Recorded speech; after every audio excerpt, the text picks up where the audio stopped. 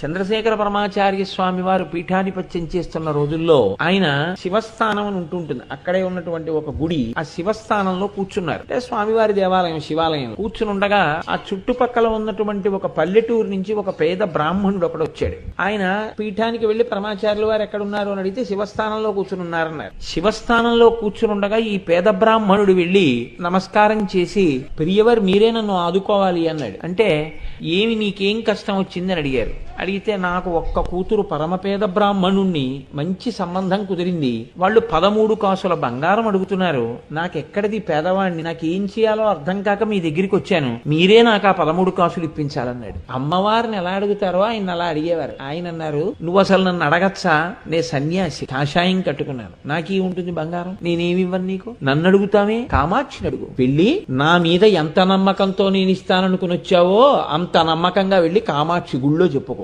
నన్ను అడిగితే ఏం వస్తుందన్నారు. ఆయన కామాక్షి అమ్మవారి మీద నమ్మకం కాదు, మీకు నేను యథార్థం చెప్తున్నాను, పరమాచార్య మీద నమ్మకం. గురువు గారు చెప్పారు కాబట్టి వెళ్ళిపోయి కామాక్షి అమ్మవారి గుళ్ళో కూర్చుని కామాక్షి అమ్మవారిని ఆరాధన చేసి ఆవిడికి చెప్పుకున్నాడు ఆయన, అమ్మ 13 కాసులు బంగారం కావాలి, నేను రాలేదు నీ దగ్గరికి, స్వామివారు చెప్పారు వెళ్ళమని, అందుకని వచ్చి నీకు నమస్కారం చేశాను, 13 కాసులు బంగారం ఇప్పించు, పెళ్లి అవ్వాలి. ఈయన ఏం చెప్పారు, వెళ్ళి కామాక్షికి చెప్పన్నారు. అంతే అయిపోయింది. ఆయన దృష్టిలో ఏమిటంటే ఇవ్వవలసిన వారు మాత్రం పరమాచార్య. అందుకని ఇక్కడ నమస్కారం పెట్టేసి ఈవిడికి చెప్పేసి ఆయన మళ్ళీ వెళ్ళిపోయారు శివస్థానం దగ్గర. పరమాచార్య కూర్చుని ఉన్నారు. ఈ పేద బ్రాహ్మణుడు వస్తున్నాడు.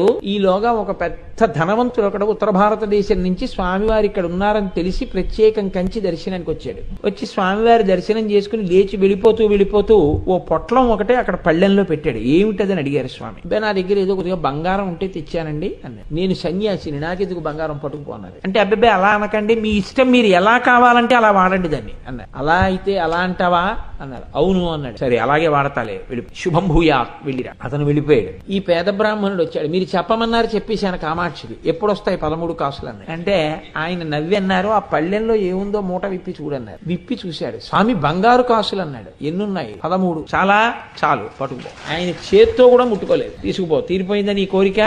కామాక్షి అమ్మవారికి చెప్తే పరమాచార్యుల వారికి చెప్పినట్టే, పరమాచార్యుల వారి నోటితో అంటే కామాక్షి అమ్మవారికి చెప్పినట్టే.